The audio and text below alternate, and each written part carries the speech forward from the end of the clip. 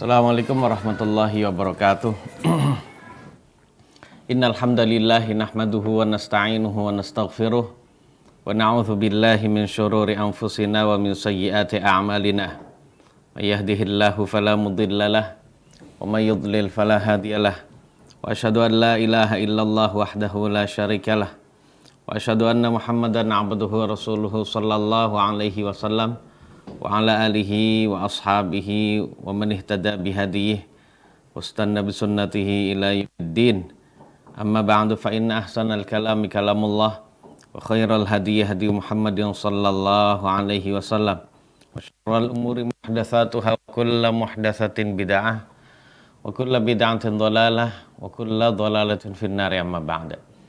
Ma'asyiral muslimin wal muslimat, pemirsa IHBS TV yang dimuliakan oleh Allah Subhanahu wa taala, terkhusus pada anak-anak kaum muslimin dan muslimat, calon generasi penerus agama nusa dan bangsa yang kami cintai dan juga kami banggakan.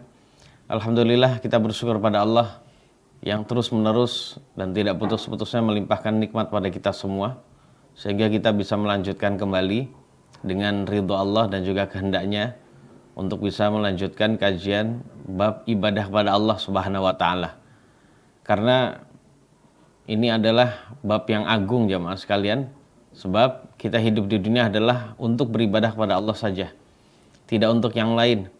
Adapun aktivitas kita yang tidak ada kaitan dengan ibadah itu adalah sambilan saja. Jadi selagi tidak bermaksiat pada Allah maka diperbolehkan untuk dilakukan, namun itu adalah hanya sambilan yang dilakukan dalam rangka untuk bisa memudahkan, melancarkan dan juga membantu ya terwujudnya ibadah kepada Allah Subhanahu wa taala. Dan alhamdulillah ya kita sekarang bisa diberi kesempatan oleh Allah untuk bisa meneruskan kajian bab fikih kita. Tujuannya agar kita benar-benar bisa menyempurnakan ibadah kita kepada Allah Subhanahu wa taala. Dan di antara ibadah kita pada Allah Subhanahu wa taala adalah ibadah mandi. Jadi ternyata di dalam Islam ada ibadah mandi jamaah sekalian. Dan mandi tersebut ya di pertemuan yang kemarin kita sudah menjelaskan bahwasannya kita sudah menjelaskan ada mandi yang wajib, ada mandi yang disunnahkan. Dan setelah membahas mandi yang disunnahkan dan ada mandi yang diwajibkan, maka sekarang kita akan menjelaskan tentang tata cara mandinya itu bagaimana. Ternyata ada mandi yang disebut ibadah dalam Islam dan itu tata caranya khusus ya. Jadi tidak sembarangan ya. Tidak sembarangan. Yang apabila sembarangan maka mandinya tidak disebut sebagai mandi ibadah. Tapi itu hanya mandi kebersihan saja. Dan mandi kebersihan itu adalah termasuk aktivitas sehari-hari yang bukan termasuk ibadah. Dan kalau bukan termasuk ibadah, kalau ini berkenaan dengan mandi wajib, dia belum melaksanakan kewajiban. Kalau itu berkenaan dengan ibadah sunnah, mandi yang sunnah, maka dia belum melaksanakan sunnahnya mandi. Jamaah yang dirahmati oleh Allah Subhanahu wa taala, baik di waktu yang singkat ini insyaallah kita akan menjelaskan tentang tata cara mandi yang sempurna dan yang cukup sah saja. Yang pertama jamaah sekalian, kita akan jelaskan tentang tata cara mandi yang sah. Jamaah sekalian yang dirahmati oleh Allah Subhanahu wa taala, kita sudah sudah menjelaskan kemarin tentang hal-hal yang mengharuskan kita mandi. Ya. Hal-hal yang mengharuskan kita mandi. Dan sekarang bagaimana tata cara mandinya? Ya intinya kalau di dalam bahasan kemarin, apabila kita mengalami salah satu hal yang membuat kita wajib mandi, maka kita harus mandi jamaah sekalian. Di antaranya adalah keluarnya sperma atau air mani atau habis berhubungan. Kemudian bagi perempuan ya baru selesai dari haid atau nifas gitu ya, dan seterusnya, maka dia harus mandi. Nah, tata cara mandinya itu khusus, jadi tidak sembarangan. Baik jemaah sekalian, yang pertama jemaah sekalian, ya penjelasan yang pertama adalah atau poin yang pertama kita akan jelaskan tentang masalah an-niyatu syaratun li sihhatil ghusli. Jadi jemaah yang dirahmati Allah Subhanahu wa taala, yang pertama adalah niat itu adalah syarat sahnya mandi. Ya, ternyata di dalam mandi wajib atau mandi ibadah itu perlu adanya niat di dalam hati. Ya, karena mandi itu adalah ibadah yang tidak dapat diketahui kecuali lewat syariat kita. Sehingga niat tersebut merupakan syarat bagi mandi. Ya, kalau disebut Apa niatnya mandi? Niatnya mandi adalah hati kita berazam, ya, bertekad untuk melakukan perbuatan mandi dalam rangka melaksanakan perintah Allah dan Rasulnya Shallallahu Alaihi Wasallam. Ya, dalam kata lain, saya niat mandi untuk menghilangkan hadas besar. Ya, seperti itu. Saya niat mandi untuk melaksanakan perintah Allah dan Rasulnya. Itu juga boleh seperti itu ya mas sekalian. Jadi ketika kita diwajibkan mandi, nah ketika kita mandi diniatkan untuk itu, maka ini adalah mandi yang menjadi ibadah bagi kita. Jadi harus ada niat itu dalam hati ya mas sekalian. Ya, boleh juga ditambah dengan niat untuk memang sebagai aktivitas sehari-hari kita mandi, dicampur dengan niat untuk melaksanakan mandi yang bersih, mandi kebersihan seperti namanya aktivitas sehari-hari, maka yang demikian itu diperbolehkan. Jadi setelah niat ya mas sekalian, apa yang harus kita lakukan? Yang pertama ya mas sekalian adalah rukun mandi. Rukun mandi wajib, yaitu ta'mimu jami'il badan, meratakan air ke seluruh tubuh. Meratakan air ke seluruh tubuh. Ya, mulai dari ujung kepala sampai ujung kaki ya mas sekalian. Gak boleh ada yang tidak terkena air. Khususnya bagian yang di luar, termasuk bagian yang berlipat, terlipat gitu ya, dikarenakan tertutup oleh sesuatu seperti, mohon maaf, ketiak.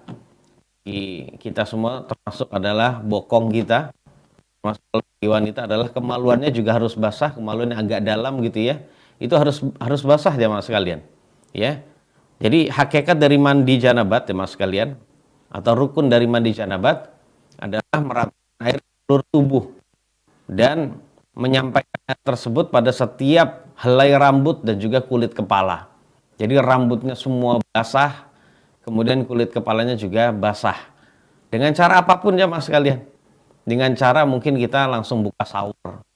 Ya, kita niat dalam hati, saya niat mandi janabat untuk menghilangkan hadas besar dan melaksanakan perintah Allah dan Rasulnya. Niat itu harus ada ya mas sekalian. Ya, kalau memang niatnya mandi sunnah, saya niat untuk mandi sunnah, seperti itu. Contohnya mandi untuk mandi untuk sholat Idul Fitri atau Idul Adha, itu mandi sunnah ya mas sekalian.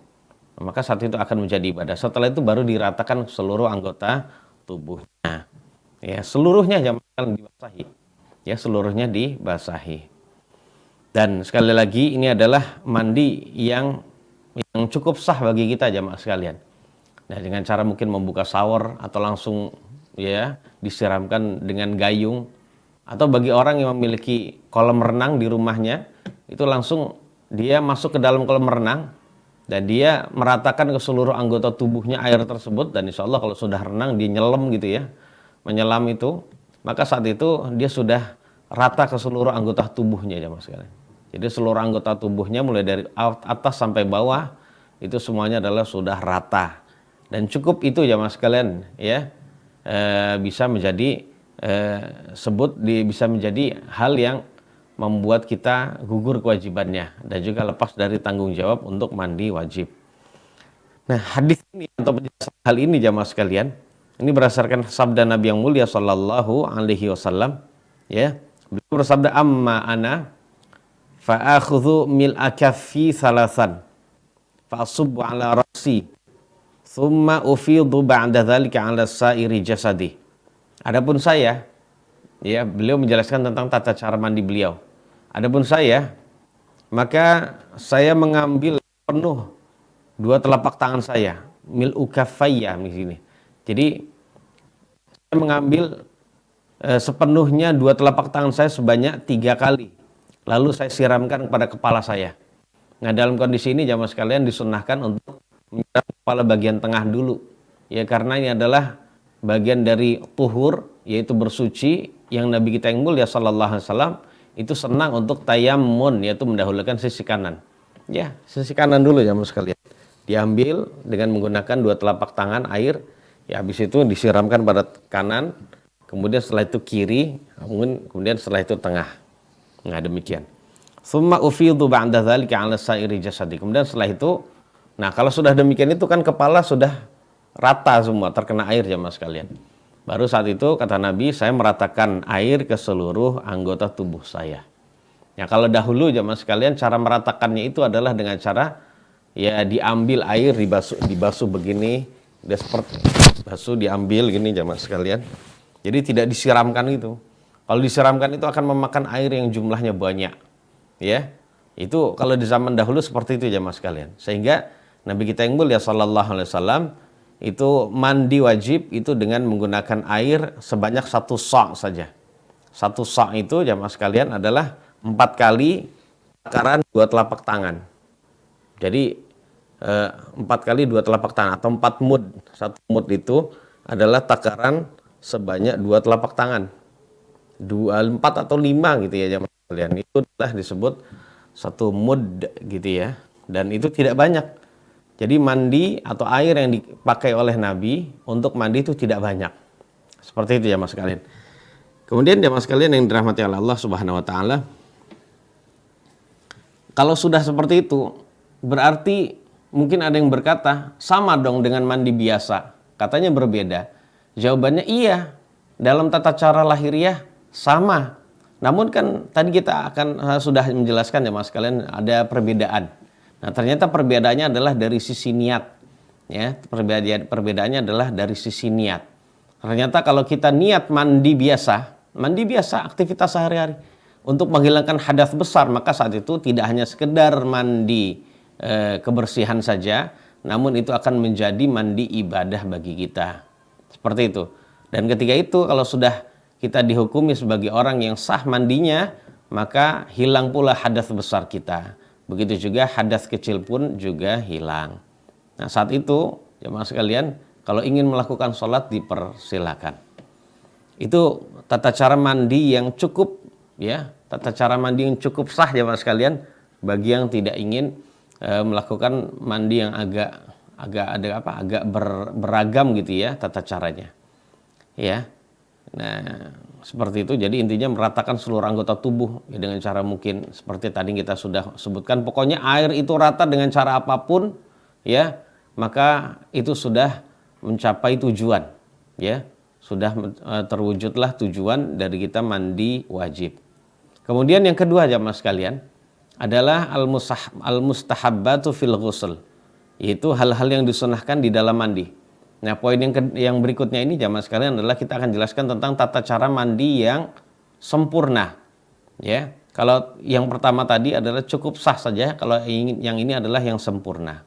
Tentu saja kita sebagai orang beriman tidak melulu kita mandi cukup sah saja, cukup sah, tapi kita hendaknya juga mengambil tata cara yang disunnahkan oleh Nabi kita yang mulia sallallahu alaihi wasallam.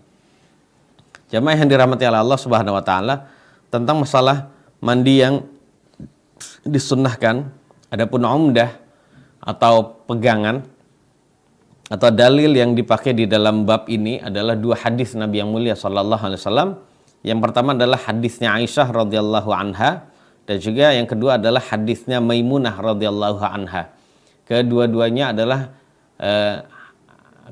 menjelaskan tentang tata cara mandi jemaah sekalian. Dan kedua-duanya adalah istri Nabi yang mulia sallallahu alaihi wasallam yang lebih mengetahui tata cara mandi Nabi. Dan inilah jemaah sekalian hikmahnya Nabi menikahi istri lebih dari 1, sehingga bisa banyak ya perilaku dan juga amalan Nabi yang dilakukan di dalam rumah yang tidak dilihat oleh sahabat Nabi manapun, itu bisa dilihat oleh istri Nabi lalu bisa disampaikan kepada kita umat Islam. Ya, demikian. Nah, baik jemaah sekalian, dari 2 hadis tersebut kita akan simpulkan sebagai berikut jemaah sekalian. Berikut ini adalah tata cara mandi yang disunnahkan. Yang pertama jemaah sekalian, sebelum mandi disunnahkan untuk mencuci kedua tangan. Ya, sebelum mandi disunnahkan untuk mencuci kedua tangan sebanyak 3 kali sebelum memasukkannya ke dalam wadah. Sebelum memasukkannya ke dalam wadah. Karena biasanya mandi itu adalah dengan cara memasukkan tangan ke dalam air. Jadi memasukkan tangan ke dalam air. Nah, sebelum tangan ini dipakai untuk mencau gitu ya, atau mengambil air gitu ya, maka satu dicuci dulu sebanyak 3 kali. Ini sekali lagi menunjukkan bahwasannya agama Islam jamaah sekalian adalah agama yang benar-benar menyuruh kita untuk melakukan hal-hal yang bersih. Jadi sangat mengedepankan kebersihan.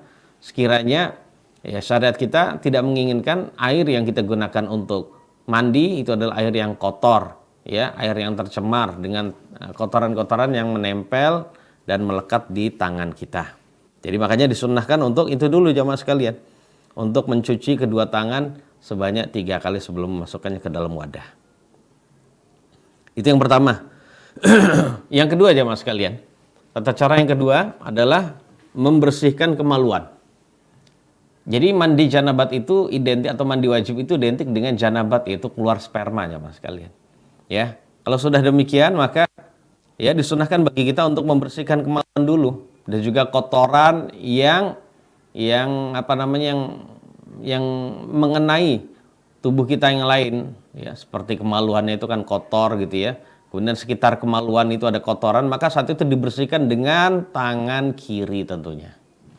Diusahakan tidak dengan tangan kanan karena ini adalah mirip dengan istinja yang saat itu kita disunnahkan, bahkan diperintahkan oleh syariat kita, ya, untuk tidak menyentuh kemaluan dengan tangan kanan. Itu jamaah sekalian. Jadi ini yang kedua jamaah sekalian, dibersihkan dulu dengan sabun, ya, dibersihkan dulu dengan sabun. Jadi hendaknya dibersihkan dulu dengan sabun di awalnya jamaah sekalian. Kemudian yang ketiga, yaghsilu yadahu. Setelah tangan tersebut digunakan untuk membasuh kemaluan, kan kotor jamaah sekalian, maka tangan kiri tersebut itu dibasuh lagi, dicuci lagi dengan menggunakan sabun lagi. Jadi habis pakai sabun lagi, seperti itu. Kemudian yang berikutnya jamaah sekalian, yang berikutnya adalah dia disunnahkan untuk berwudu dengan wudu yang sempurna. Ya, wudu yang sempurna termasuk di dalamnya adalah wudu yang membasuh kedua kaki gitu saja untuk lebih mudahnya. Jadi wudu, ya, yang membasuh kedua telapak kakinya juga sekalian, nggak masalah. Karena ini adalah wudu yang sempurna. Dan wudu di dalam mandi janabat kemarin kita sudah jelaskan bahwasanya adalah wudu yang sunnah jamaah sekalian. Yang seandainya mandi wajib tidak ada wudu maka hukum mandinya sah. Ya, seperti itu. Kemudian jamaah sekalian yang dirahmati Allah Subhanahu wa taala, setelah kita berwudu, ya, maka yang kelima adalah meratakan air, ya, pada bagian kepalanya sebanyak 3 kali. Sehingga kulit kepala terasa dingin dan seluruh bagian rambut itu benar-benar telah basah. Prakteknya adalah dengan dimulai bagian kanan kepala, habis itu kiri, kemudian tengah, atau boleh juga kanan, tengah, kiri jamaah sekalian. Ya, seperti itu. Kalau dulu karena air yang digunakan itu tidak banyak jamaah sekalian, cara meratakan air pada kepala adalah diambil kanan, habis itu kiri, kemudian setelah itu tengah. Boleh juga kanan, tengah, kiri, tidak mengapa. Nah, demikian. Kemudian setelah itu ingat ya, bagi kaum wanita yang rambutnya panjang saat itu, di saat membasuh ini atau meratakan kepala di sini, meratakan air dengan kepala, itu usahakan ya diratakan betul. Kalau rambutnya panjang maka diratakan betul. Kalau memang mudah bagi kita untuk mengikat rambut atau menggelung rambut gitu ya, dikonde gitu ya, diikat gitu rambutnya, maka itu silakan. Jadi tujuannya adalah untuk lebih mudah meratakan air ke seluruh. Jadi dalam mandi ini jamaah sekalian, semuanya harus basah. Tidak boleh ada yang tidak basah sama sekali. Nah, demikian. Ya, jadi harus benar-benar ini ya. Disertai juga mungkin untuk bisa meratakan air tersebut pada kulit kepala itu dengan di sela-sela jari kita itu menyela-nyela atau menggosok-gosok sela-sela rambut kita. Jadi untuk bisa memastikan ya bahwasannya air tersebut benar-benar telah rata pada seluruh bagian rambut dan kepala. Mirip dengan orang sampoan ya mas sekalian. Walaupun saat itu dia tidak menggunakan sampo, tidak mengapa. Intinya adalah mandi janabat itu adalah meratakan air, bukan sampo. Ya, bukan sampo. Kemudian berikutnya jamaah sekalian yang terakhir adalah meratakan air ke seluruh anggota tubuh, dimulai bagian tubuh sebelah kanan diratakan. Karena cara meratakan dulu itu adalah dengan cara diambil air dengan tangan, habis itu diratakan gitu ya.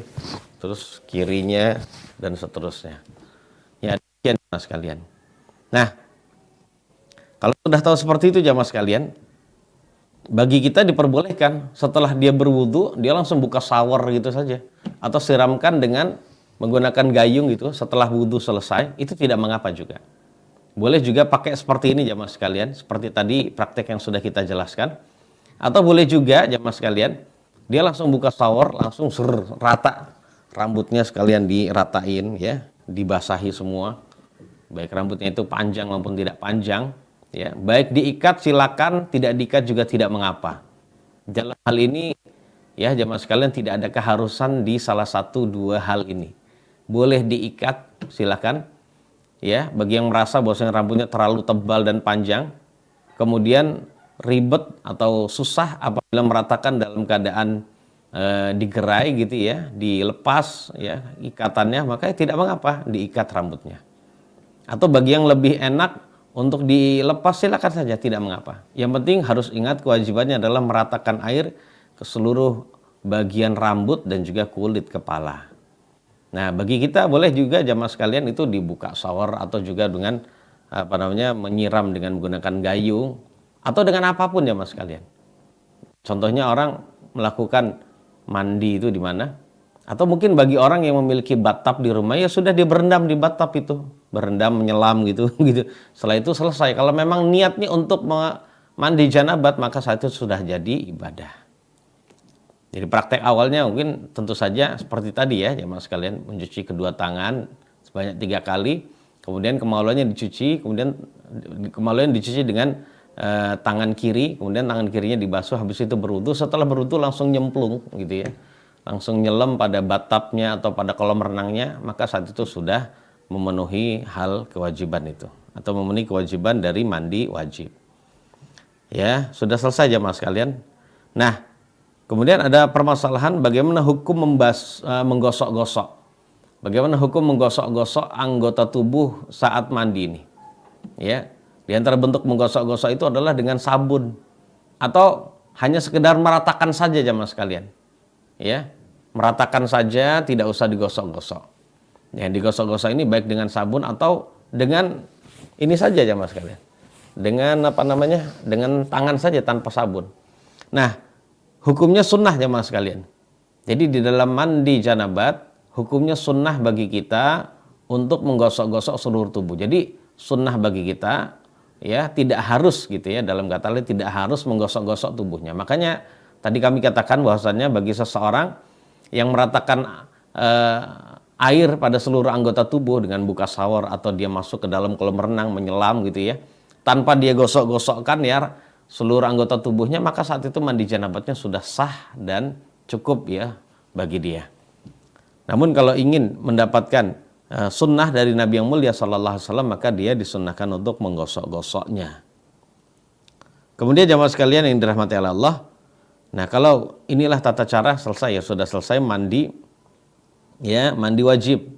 Dan tata cara mandi wajib seperti ini adalah tata cara mandi laki-laki dan perempuan.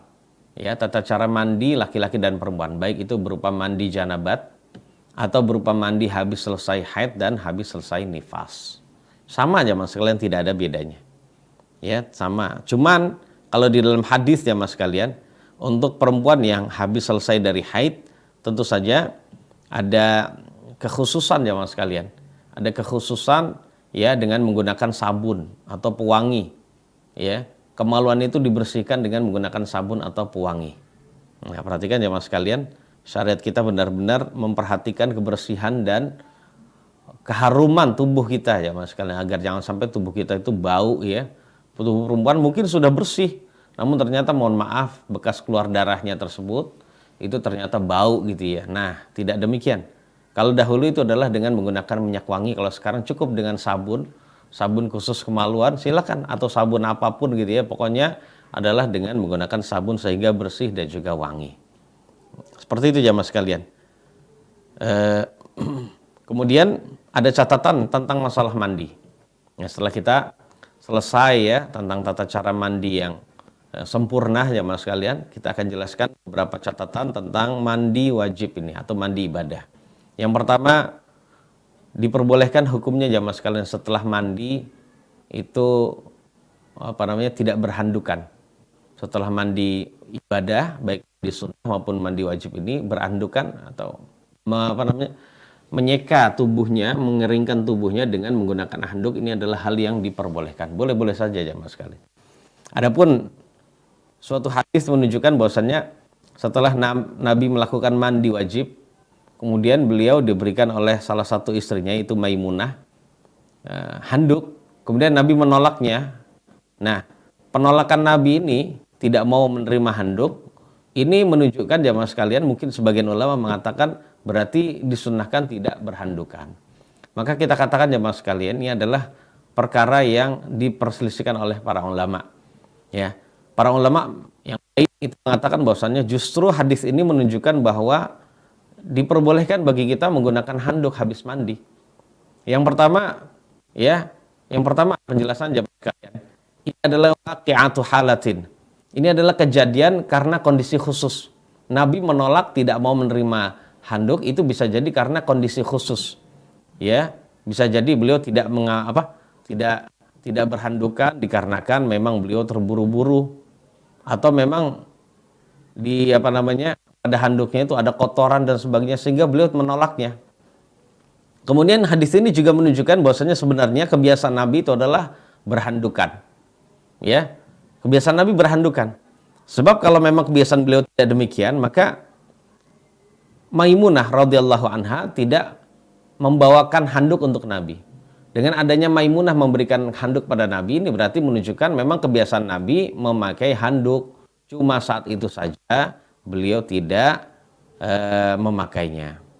Ya, seperti itu jamaah sekalian. Jadi intinya adalah memakai handuk diperbolehkan. Mau nggak pakai handuk juga tidak mengapa, silakan. Ini adalah bukan perkara yang prinsip yang harus kita perdebatkan atau bahkan sampai sengit gitu ya, cuman masalah handukan dan tidak.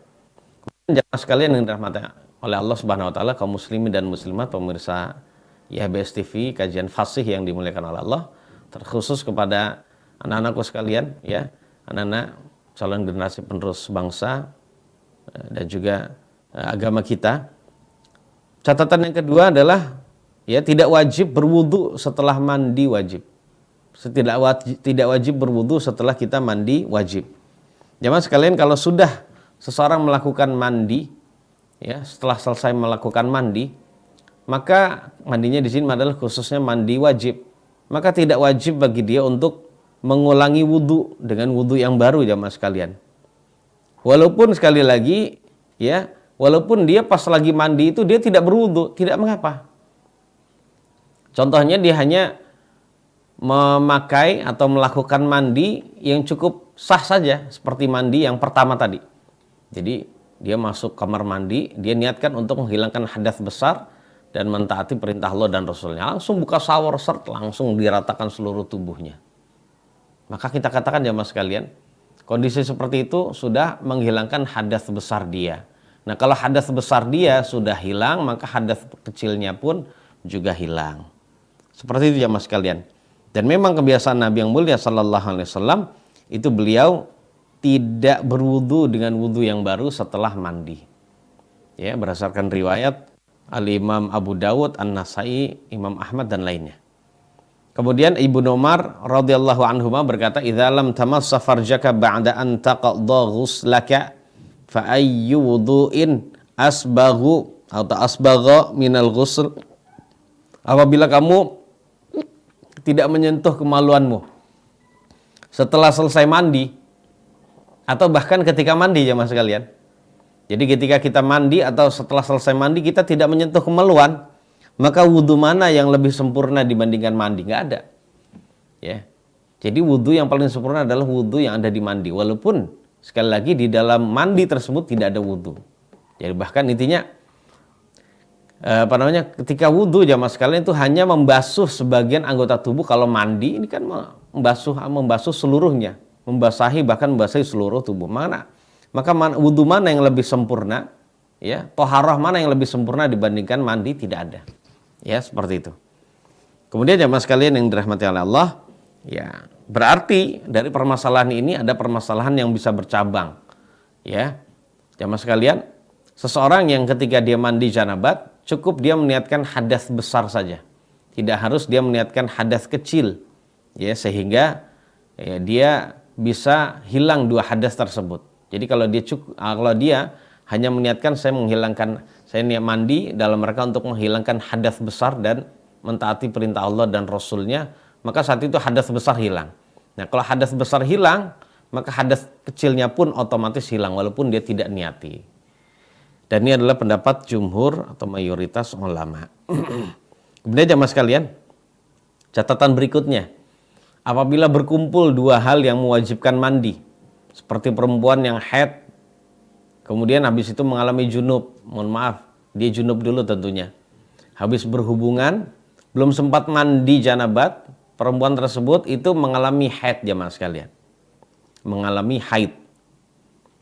Ya, berarti saat itu ada dua sebab yang mengharuskan mandi, yaitu habis berhubungan dan juga habis haid. Atau ya jemaah sekalian, junub dan juga jumatan. Ya, habis sholat subuh di hari Jumat dia berhubungan intim dengan istrinya. Nah, otomatis sebelum berangkat kerja dia mandi dulu jemaah sekalian. Nah, mandinya itu dia niatkan mandi janabat dan juga mandi untuk jumatan, maka saat itu diperbolehkan. Kemudian ada yang lain lagi, intinya berkumpul dua hal yang mewajibkan mandi jamaah sekalian, maka cukup ya kita melakukan satu kali mandi saja dengan berniat keduanya. Niatnya dua-duanya sekalian. Ya, kalau bagi wanita yang habis suci dari haid, sebelumnya itu dia menanggung junub tapi belum sempat mandi.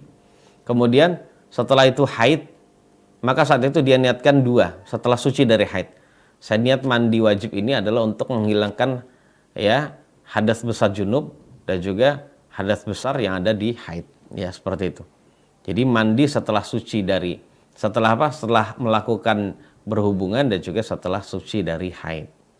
Jadi niatkan dua itu jamaah sekalian. Begitu juga niatkan dua juga bagi orang yang di hari Jumat itu ingin sekalian mandi Jumatan, ya. Maka saat itu setelah dia berhubungan intim ya pas hari Jumat, maka dia niatkan mandi wajib tersebut, mandi untuk menghilangkan hadas besar, berarti mandi janabat, begitu juga mandi sebelum melaksanakan sholat Jumat.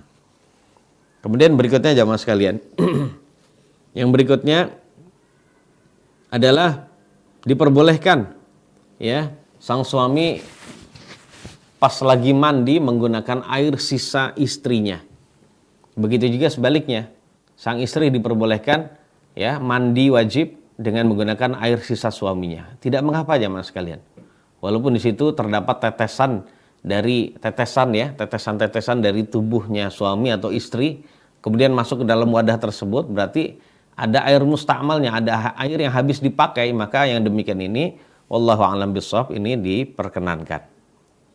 Menurut pendapat yang kita pilih diperkenankan jamaah sekalian, ya. Kemudian diperbolehkan juga jamaah sekalian seorang laki-laki, seorang suami ya mandi bareng dengan istrinya. Ya nggak masalah jamaah sekalian. Sekalian gitu ya. Kemudian diperbolehkan juga seorang ya mandi di kamar mandi dengan tidak berbusana alias telanjang. Akan tetapi tidak boleh dia mandi telanjang di hadapan orang lain, karena ada sebagian tempat yang mandinya itu bareng dengan orang lain. Ya contohnya sekalian dia mandi sehari-hari, termasuk juga dia sekalian mandi janabat, itu mandinya bareng dengan orang lain.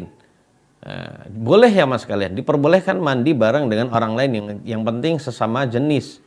Akan tetapi tidak boleh telanjang. Maksudnya adalah tidak boleh membuka aurat kubronya, tidak boleh membuka aurat kemaluan dan juga duburnya. Kemudian jamaah yang dirahmati oleh Allah Subhanahu wa taala, ada catatan yang lain, bagaimana hukumnya kalau seseorang mengalami pembatal ya, mengalami hadas di saat dia mandi, lagi belum meratakan seluruh anggota tubuh, ya, sudah selesai mungkin wudhu, habis itu dia baru ingin meratakan sebagian, atau sudah meratakan sebagian tapi belum meratakan yang lain, namun ternyata dia sudah kentut atau dia pipis gitu ya. Ya, dalam keadaan begitu ya mas sekalian, kalau dia seperti itu ya sudah, tidak mengapa, mandinya diteruskan saja. Dia teruskan meratakan seluruh anggota tubuhnya. Ya. Karena dijelaskan karena hadas itu tidak bertentangan dengan mandi. Ya. Tidak mempengaruhi keberadaan dari mandi tersebut ya jamaah sekalian. Kan tetapi kalau dia setelah mandi selesai ingin sholat, ya tentu saja dia harus berwudu lagi. Ya penting ini jamaah sekalian ya, penting. Ya jadi intinya kalau lagi belum meratakan seluruh anggota tubuh kemudian dia sudah batal, maka saat itu sudah teruskan saja. Nggak usah mengulangi mandi dari awal jamaah sekalian. Contohnya dia meratakan kepala, habis kepala badan atasnya, belum meratakan bawahnya jamaah sekalian, belum meratakan seluruh anggota tubuh, ternyata dia sudah kentut duluan, nggak tahan gitu ya. Ya sudah tidak mengapa, kentut nggak masalah, silakan. Namun setelah kentut itu kalau dia ingin sholat dia wudhu lagi. Ya, dia wudhu lagi. Nah, berarti menunjukkan bagi orang yang selesai mandi dia langsung sholat dikarenakan dia tidak mengalami pembatal. Nah, di antara pembatal itu adalah menyentuh kemaluan. Contoh jamaah sekalian, habis meratakan air ke seluruh anggota tubuh, dia sabunan lagi, pas lagi sabunan, ya, nyabuni seluruh tubuh. Pas lagi sabunan, ternyata dia menyentuh kemaluan, membersihkan kemaluan yang kedua kalinya. Tidak mengapa, silakan. Ya, namun kalau dia habis mandi ini ingin sholat, maka dia harus berwudu lagi karena dia telah mengalami pembatal yaitu menyentuh kemaluan.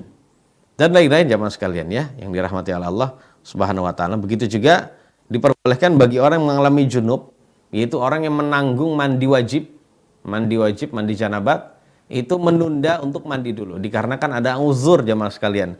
Seperti kalau malam itu kedinginan kalau mandi di waktu malam, atau mungkin mandinya nanti saja gitu ya. Tidak mengapa jamaah sekalian. Tidak mengapa demikian. Jadi diperbolehkan. Jadi tidak harus ketika dia mengalami janabat harus segera mandi, tidak demikian. Kemudian diperbolehkan juga bagi orang yang junub. Jadi maksud orang yang junub maksudnya orang yang menanggung mandi wajib tapi belum mandi. Jadi diperbolehkan bagi orang yang junub untuk tidur di waktu malam sebelum dia mandi. Dengan syarat kalau dia sudah berwudu jemaah sekalian. Nah, maksudnya syarat di sini maksudnya adalah syarat kalau dia ingin mendapatkan keutamaan sunnah. Karena kita tahu dalam pembahasan sebelumnya bahwasanya berwudu dalam keadaan junub itu adalah disunnahkan, tidak wajib. Wallahu a'la wa a'lamu bissawab. Ya, kita cukupkan kajian kita di sore hari ini jemaah sekalian yang dirahmati Allah, pemirsa Fasih ya BS TV yang dimuliakan oleh Allah, terkhusus pada anak-anakku sekalian, calon generasi penerus agama, nusa dan bangsa. Barangkali di antara jamaah sekalian, pemirsa sekalian, ada yang ingin bertanya silakan, selagi Anda bisa Anda akan jawab. Wallahu a'lam.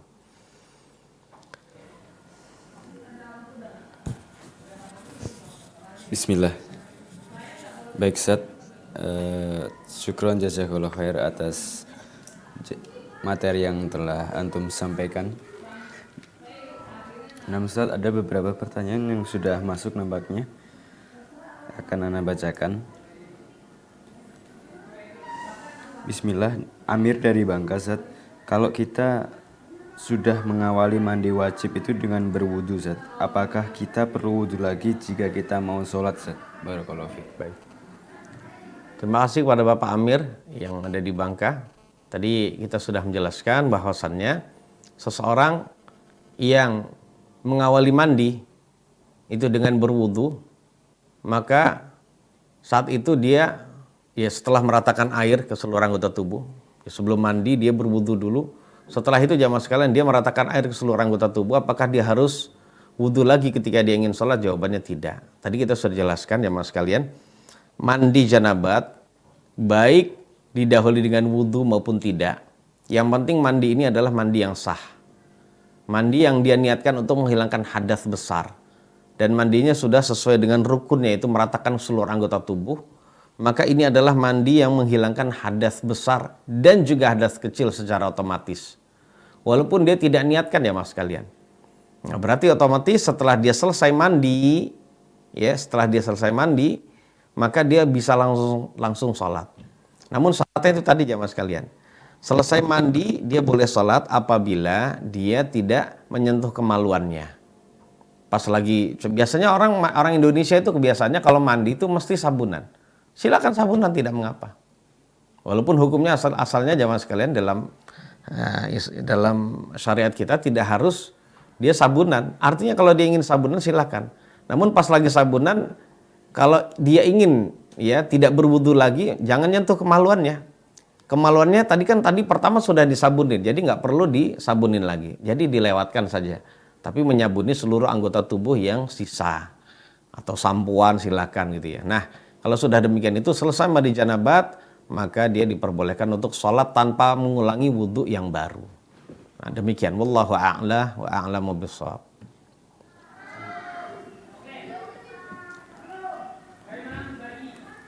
Nah Ustaz, barakallahu fiik Ustaz atas jawaban yang telah antum sampaikan, semoga bermanfaat. Nah Ustaz, ada lagi pertanyaan yang masuk. Assalamualaikum Ustaz, hamba Allah dari Cirebon. Bagaimana cara berwudu dan mandi bagi orang yang ada gips karena luka Ustaz? Jadi orangnya sedang kena luka Ustaz. Barakallahu fiik. Baik, jamaah yang dirahmati oleh Allah Subhanahu wa taala, semoga Allah menyembuhkan kepada saudara-saudara kita yang mengalami sakit dan mengharuskan dia untuk digips atau ditutup anggota wudunya atau sebagian dari anggota wudunya seperti tangan atau kaki gitu ya. Sehingga ketika berwudu atau mandi dia tidak perlu membasuh itu semuanya Mas kalian.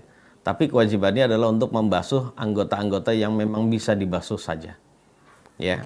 Jadi membasuh anggota atau membasahi anggota tubuh atau anggota wudhu yang bisa dibasahi saja. Adapun tubuh yang tertutup dengan gips itu caranya adalah dengan cukup diusap saja.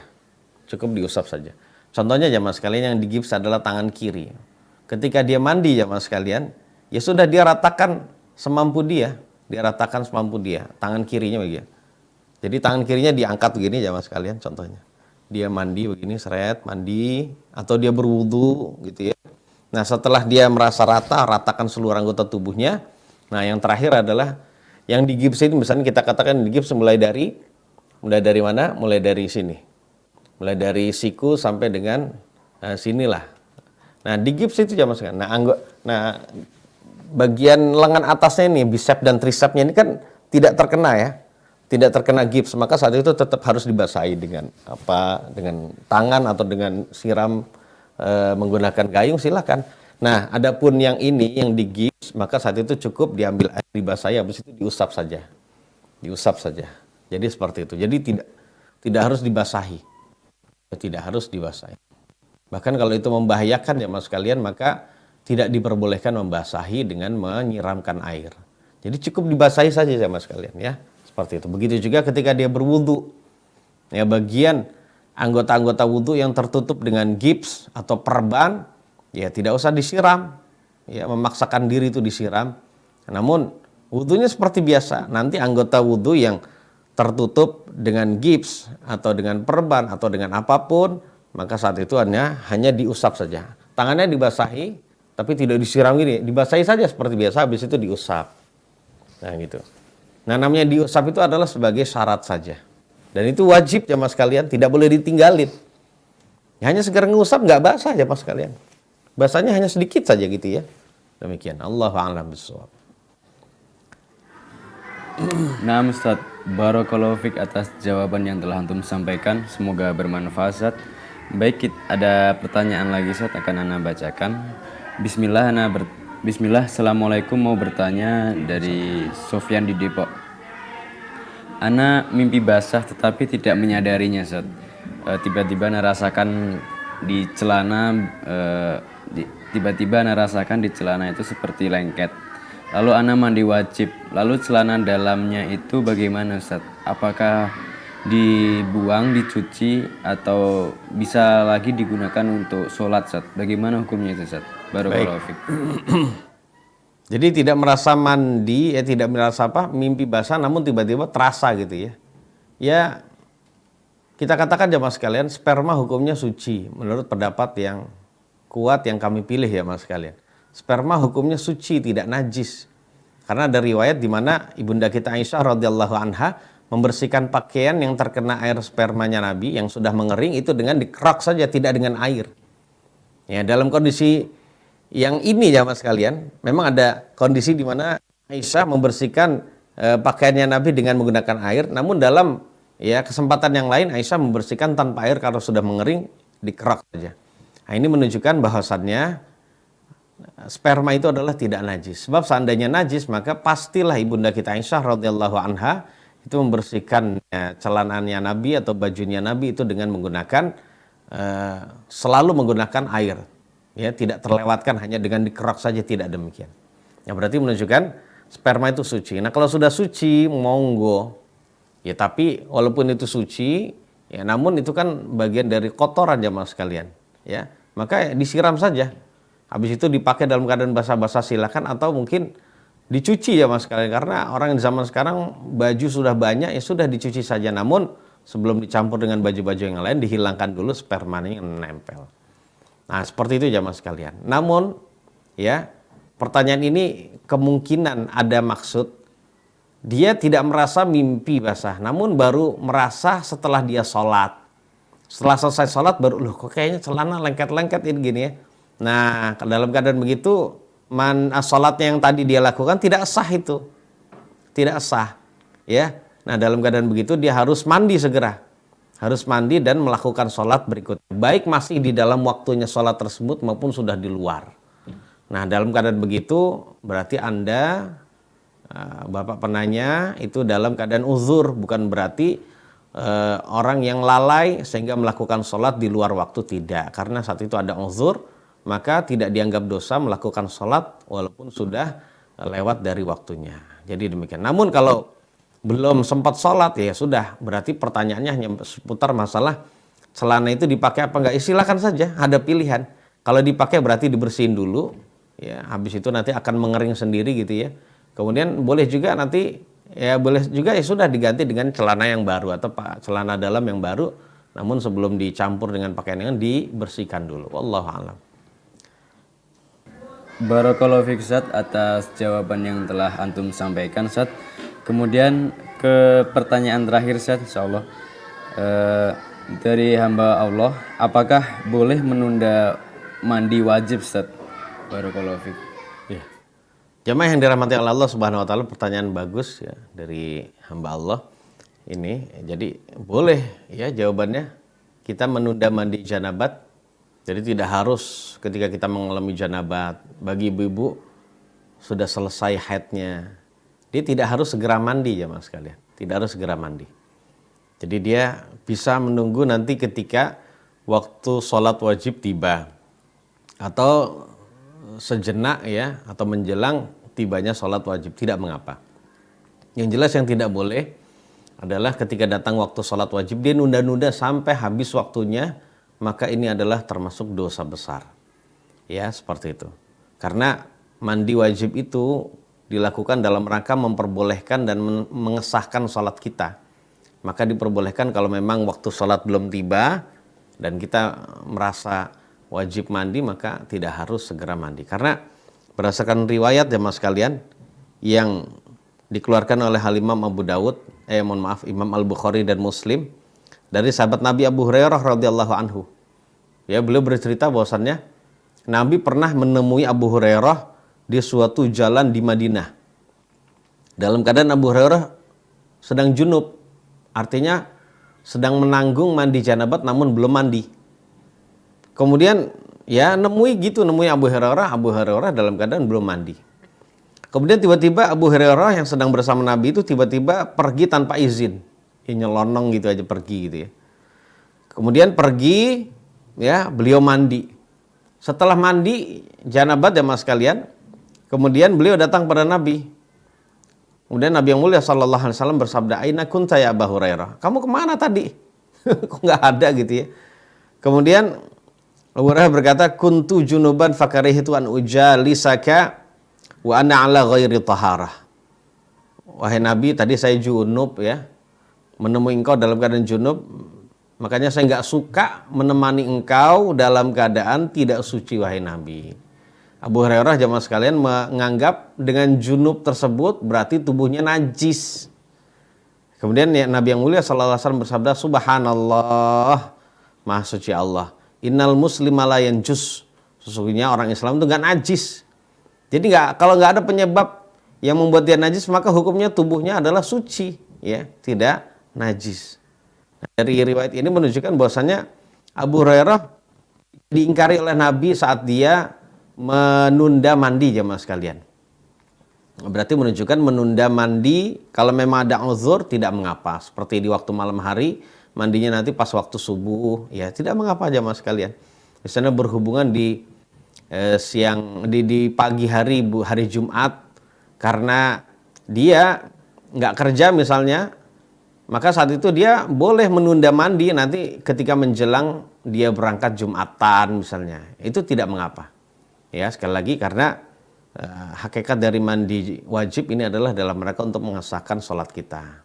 Namun sangat lebih baik kalau seseorang ketika mengalami hadas besar dan dia harus mandi saat itu, dia segera mandi itu lebih baik. Karena bersegera menuju kewajiban itu adalah hal yang paling utama. Wallahu a'la wa a'lamu bissawab. Nah, Ustaz, barakallahu fiik atas jawaban yang telah antum sampaikan. Demikian tadi Ustaz adalah pertanyaan terakhir pada hari ini. Silakan Ustaz dipersilakan untuk memberikan kesimpulannya.